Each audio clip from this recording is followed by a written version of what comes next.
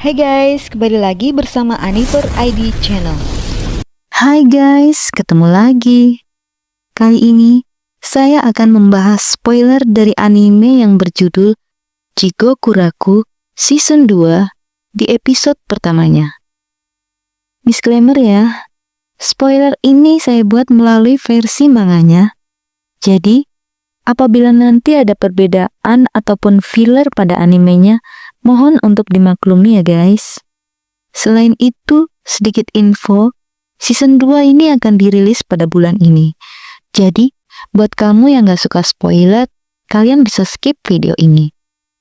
Tapi buat kamu yang penasaran atau lebih suka alur manga karena lebih lengkap dan tanpa filler, kalian bisa stay di sini sambil ngopi dan dengerin saya bercerita. Akan banyak spoiler anime-anime terutama yang menggantung di scene akhir bakalan saya bahas semua. Oke, langsung saja kita bahas. Melanjutkan scene terakhir di season 1 sebelumnya. Sekarang kita dilihatkan sama Gabimaru bersama rombongannya sedang menuju kuil besar, yang dimana di situ adalah tempat para Tenshin berada. Nah, walaupun Gabimaru terlihat normal seperti biasanya, tapi sebenarnya pikiran Gabimaru justru dipenuhi kegelisahan. Di sepanjang perjalanan, muncul perasaan asing dalam dirinya, seolah ia mempertanyakan alasan mengapa dirinya masih terlibat dengan semua ini. Apakah karena perintah, ataukah justru ada alasan lain? Namun, sekeras apapun Gabimaru mencoba, dia sama sekali tak bisa mengingatnya. Di tengah lamunannya itu, tiba-tiba, Gabimaru dan rekannya justru bertemu dengan Aza Chobe, sang ketua bandit. Hal itu sempat membuat mereka saling waspada. Menyadari bahwa di hadapannya itu seorang manusia, Chobe pun menurunkan kewaspadaannya. Dan mengatakan, mungkin saja Gabimaru dan kelompoknya bisa bersahabat atau diajak bekerja sama. Sambil tersenyum tulus, Chobe menghampiri Gabimaru. Namun yang mengejutkan, di detik berikutnya, Chobe seketika langsung menyerang Gabimaru. Melihat hal itu membuat Tamiya Gantetsusai menjadi bersemangat, sementara Yamada Asaemon Fuchi berkata, sayang sekali, padahal kita mungkin bisa menjadi sekutu. Di sisi lain, adik Chobe yaitu Touma juga bertanya ke kakaknya, apakah Chobe yakin tak berniat bergabung dengan kelompok Gabimaru? Meski begitu, pertarungan sudah terlanjur pecah dan tak terhindarkan. Gabimaru merespon serangan Chobe dan dengan cepat dan kejam. Dalam satu gerakan singkat, ia mematahkan tangan dan leher Chobe. Sementara Gabimaru berkata apa gunanya bersekutu? Yah, Gabimaru menganggap kalau Chobe ini lemah. Bahkan Tamiya terlihat kecewa karena pertarungannya berakhir dengan cepat. Namun Mei segera menyadari bahwa ada sesuatu yang tak wajar terjadi pada tubuh Chobe dan berusaha memperingatkan Gabimaru sambil berkata kalau orang itu tahu besar dan tahu yang sangat besar. Dan benar saja, dalam sekejap, Chobe kembali bangkit. Dengan kekuatan luar biasa, ia membanting Gabimaru ke tanah hingga permukaan tanahnya retak. Sambil mengatakan hal yang sama seperti Gabimaru tadi, kalau dia tak tertarik untuk bersekutu. Sementara itu di saat yang sama, situasi di luar pulau juga semakin memanas, karena sudah 2 hari narapidana yang dikirim ke pulau itu belum juga kembali. Shogun pun akhirnya memutuskan mengirim 4 Yamada Asaemon baru lagi. Tak hanya itu, kali ini dia juga mendapatkan bantuan pasukan dari kepala desa klan Iwagakure yang mengirimkan 4 ninja elitnya, dan diikuti dengan total 50 shinobi sebagai pasukannya. Bagi Shogun dengan pasukan-pasukan hebat ini, ia yakin tim yang dikirim pertama pasti menyambut pasukan ini sebagai bantuan yang berharga. Mendengar itu, salah satu pegawai Shogun berpikir kalau ini benar-benar bodoh karena Shogun tak mengerti segila apa keinginannya itu. Pengawal Shogun ini menyadari kalau sejak awal ini adalah misi yang nyaris mustahil. Terlebih, ia yakin bantuan pasukan dari Iwagakure ini cukup buat menunjukkan dengan jelas kalau pemimpin klan Iwagakure pasti memiliki motif tersembunyi. Melihat wajah pegawai shogun yang cemas itu, Yamada Asaemon Sugen pun bertanya, apakah ada hal yang membuat pengawal shogun yang bernama Aoki ini merasa tak nyaman? Selain itu, dia juga menegaskan kalau para shinobi itu mengganggunya, maka dia dan para Asaemon siap untuk mengambil tindakan. Tapi dengan ragu, Aoki bertanya, apakah hanya dengan 4 orang Yamada Asaemon bisa mengatasi pasukan shinobi yang banyak itu? Terlebih lagi, 2 orang Yamada Asaemon lainnya bahkan belum memiliki peringkat. Sugen pun menjawab kalau itu bukan masalah.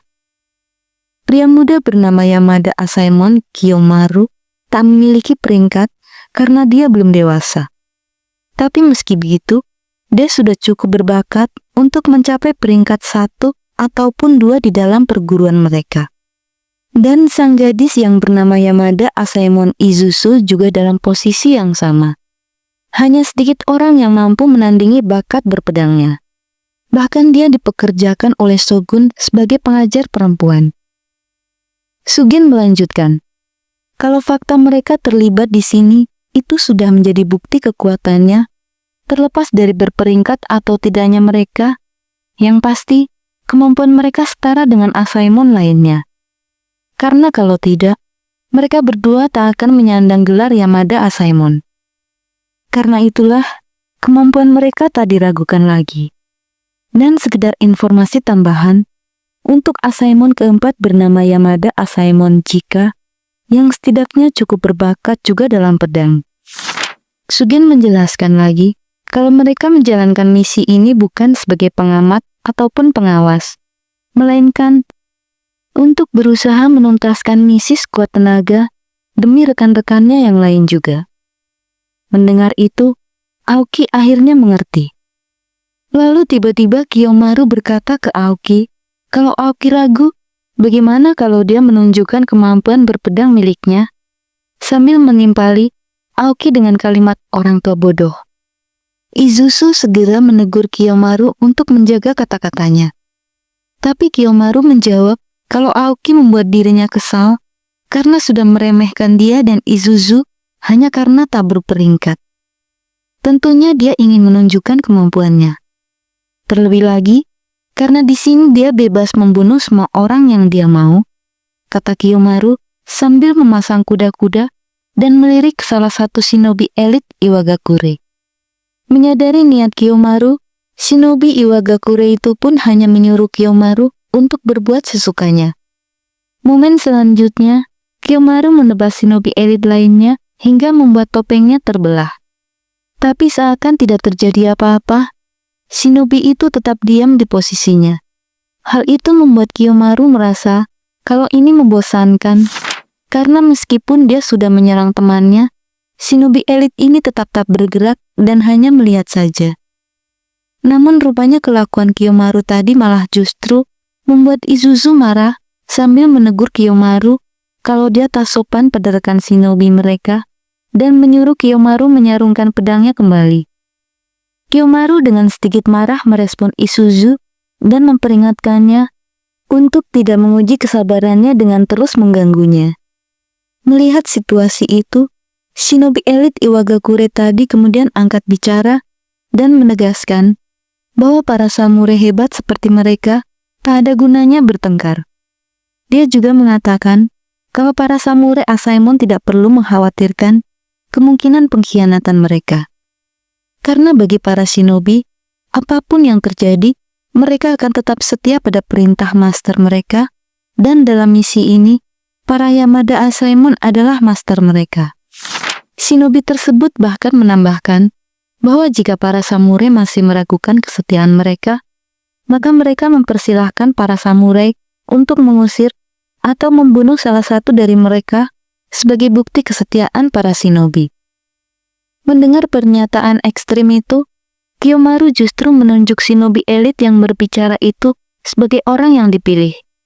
Dia juga menyuruh shinobi itu memilih mau dibuang di tengah laut ini atau dibunuh di sini. Tanpa ragu, shinobi elit yang memimpin itu pun mengerti. Lalu ia menyerahkan kepemimpinan semuanya kepada shinobi elit kedua. Lalu sambil bercanda, tanpa diduga, shinobi itu benar-benar melakukan bunuh diri di hadapan para samurai Asaemon dan Aoki, dengan menikam lehernya sendiri. Kejadian itu membuat seluruh Asaemon dan pengawal pasukan terkejut melihat tekad para shinobi.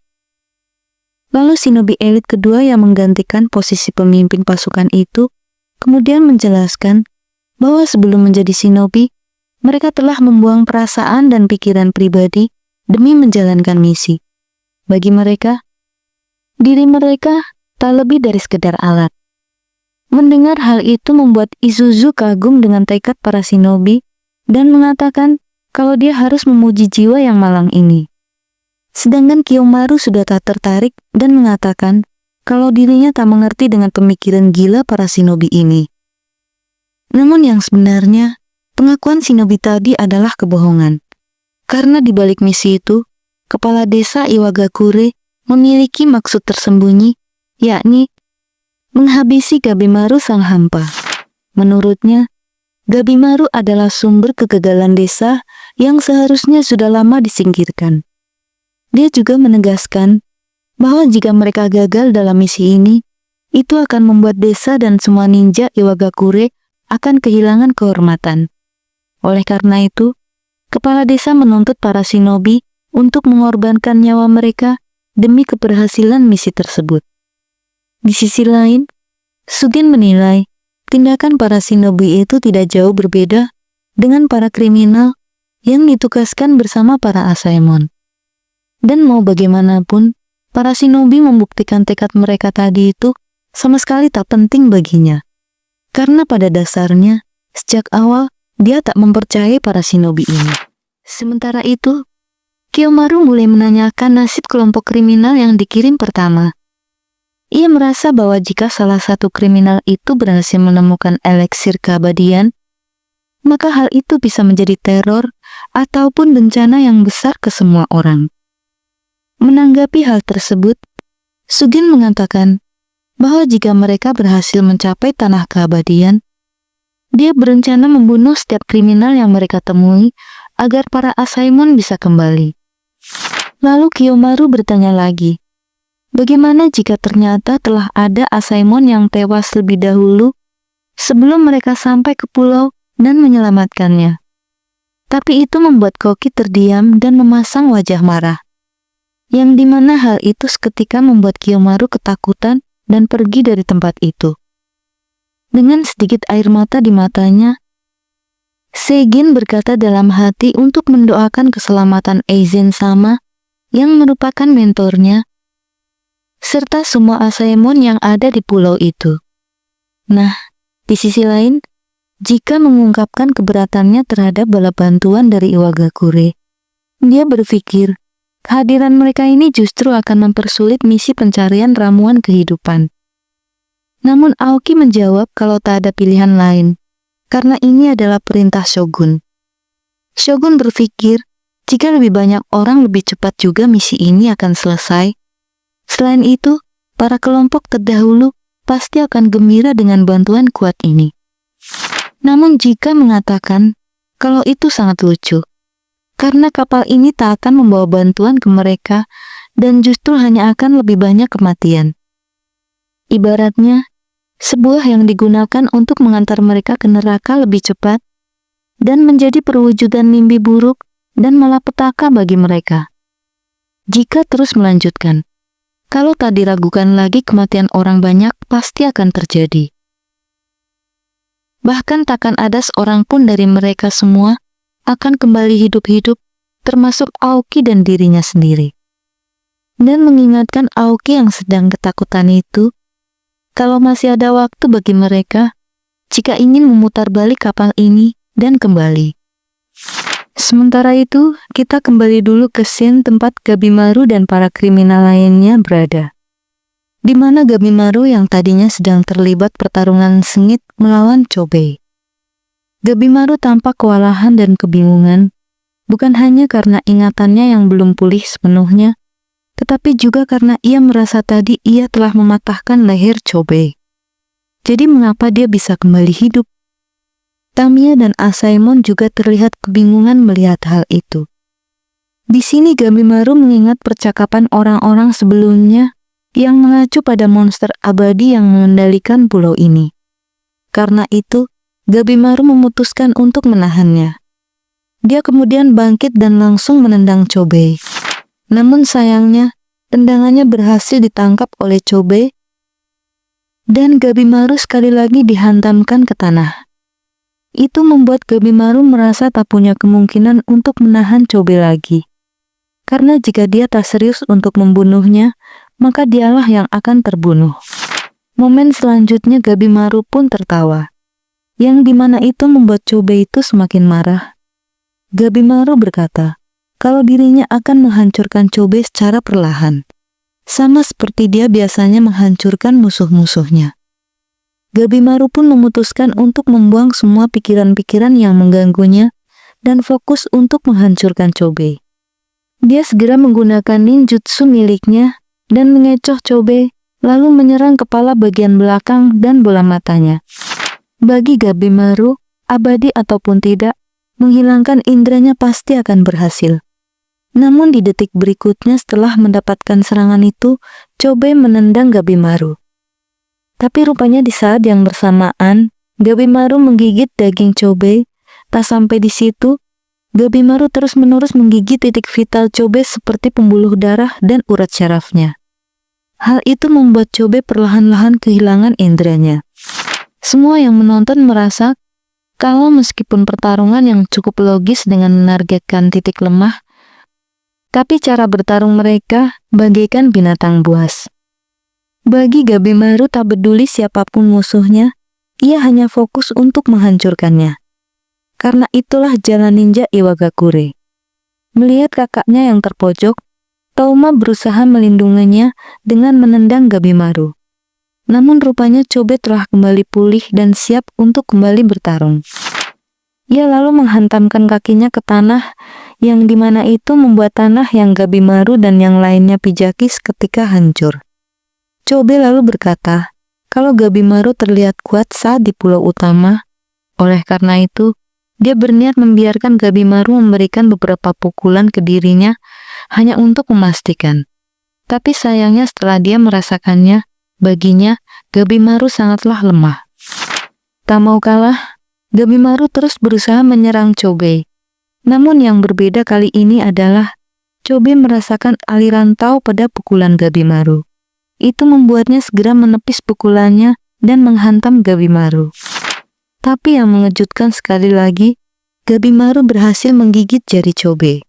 Sembari menumbuhkan kembali jarinya, Chobei berkata kalau cara bertarung Gabimaru memang unik, tapi hanya itu yang dia bisa. Sementara itu, Gantetsusai Tamiya merasa kalau Gabimaru jauh lebih lemah dibandingkan kemarin, dan bertanya ke Mei bagaimana pendapatnya. Mei berkata kalau tahu Gabimaru sangat aneh. Tahu kuat dan lemah keduanya sangat penting, karena lemah adalah benih kekuatan. Tapi untuk kasus Gabimaru sama sekali tak ada benih, taunya tidak kuat. Sementara itu, Gabimaru selalu merasa tak bisa fokus. Kegelisahan itu terus mengganggunya, seakan-akan ia melupakan sesuatu yang sangat berharga baginya. Di tengah adegan baku hantam itu, Chobei memerintahkan adiknya, Touma, untuk membunuh yang lainnya. Touma pun menyetujuinya. Dia menargetkan Gantetsusai Tamiya. Dan karena tubuhnya yang besar, menebasnya pasti akan sulit. Karena itu Touma memutuskan untuk menusuknya dengan pedang. Tapi Tamiya berhasil menangkap pedang Touma dengan mudahnya. Ia kemudian bertanya ke Touma, apakah Touma menargetkan dirinya hanya karena ia cuma memiliki satu tangan dan mudah dikalahkan. Mendapati respon Touma yang hanya terdiam, membuat Tamiya merasa terhina karena ucapannya benar. Dengan marah, ia menyerang Touma dengan kepalanya. Lalu di momen berikutnya, ia mengembalikan pedang Touma dan berkata, angkat pedangmu. Kau ingin bertarung kan? Kau akan mendapatkannya. Oke guys, cukup sekian spoiler episode pertama Jigo Kuraku Season 2.